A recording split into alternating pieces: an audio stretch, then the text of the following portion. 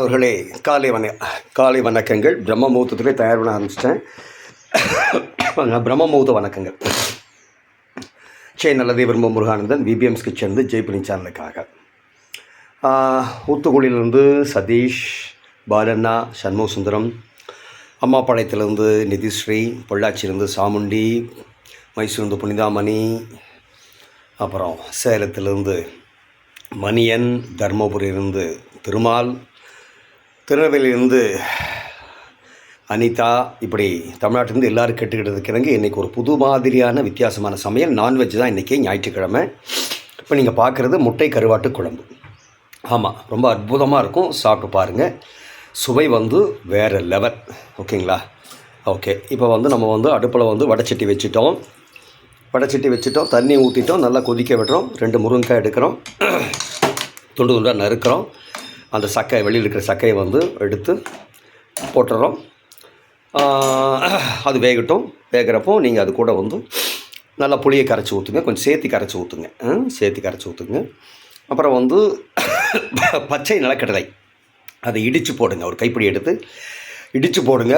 இது கூட நீங்கள் மக்காச்சோள மாவு, கொஞ்சம் அந்த கெட்டி பதம் வரணும் இல்லையா, மக்காச்சோள மாவு தேவையான அளவுக்கு சேர்த்திங்க. அப்புறம் இதில் நீங்கள் இடித்து போட வேண்டியது வெள்ளைப்பூண்டு 1, இஞ்சி 1, நிறைய போட வேண்டாம். ஓகே. அப்புறம் குருமிளகு, அப்புறம் தனியா, அப்புறம் சோம்பு அப்படியே கொஞ்சம் 2 ஸ்பூன் எடுத்து அப்படியே உள்ளே போட்டுக்குங்க. ஓகேங்களா?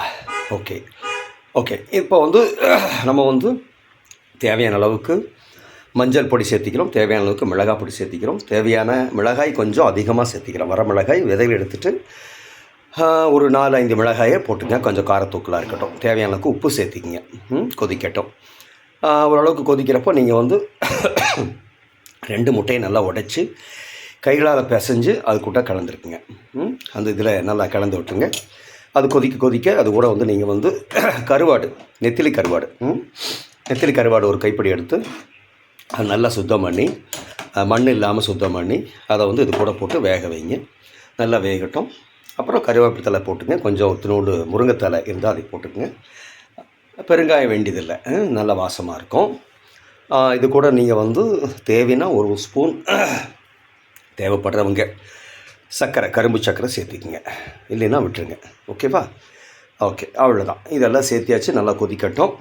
அருமையான, அற்புதமான, காரமான, இப்போ நீங்கள் கடைசியில் சேர்த்த வேண்டியது எண்ணெய். எண்ணெய் நான் கடைசியில் தான் எப்போவுமே சேர்த்துவேன். உங்களுக்கு முதலே சொல்லியிருக்கேன், என்னோடய தன்மை கெட்டு போயிடும். அதனால் இப்படி கடைசியில் கொஞ்சம் எண்ணெய் விட்டுட்டோம் அப்படின்னா எண்ணெயும் அதோட குணமும் கிடையாது, மனமும் பயங்கரமாக இருக்கும். மேலே தண்ணி பாருங்கள், அப்படி எண்ணெய் மிதக்குது பாருங்கள். எண்ணெய் மிதக்கிறப்ப பார்க்குறக்கு ரொம்ப லட்சணமாக இருக்கும்.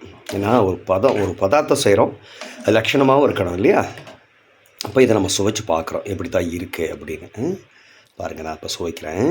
எப்படி டேஸ்ட்டுன்னு பார்க்கலாமா? பயங்கரமாக இருக்குங்க. முட்டை கருவாட்டு குழம்பு. ஓகேவா? சூடாக இருக்குது. அடாடா. எனக்கு சளி வேறு பிடிச்சிருக்கு. அடாடா. ஆஹா, அபாரம். சாப்பிடுங்க. முட்டை கருவாட்டு குழம்பு. முருங்கைக்காய் மறந்துடாதீங்க, சுவை தூக்கும். அதிகமாக சாப்பிட்றாதீங்க, காரம் நல்லா இருக்கும். அதுக்காக ஓவராக சாப்பிட்றாதீங்க. நல்லா சாப்பாடை மசிய வச்சு வேக வச்சு மஞ்சள் தூள் போட்டு நல்லா மசிய வேக வச்சு அது கூட தனியாக கொஞ்சம் சேர்த்து வேக வச்சு அந்த சாப்பாடோட சேர்த்து சாப்பிடுங்க. அதுதான் சாப்பாடு. நல்லதே விரும்பும் முருகானந்தன், நல்லதே விரும்பும் ஜெய்பனி சேனலுக்காக.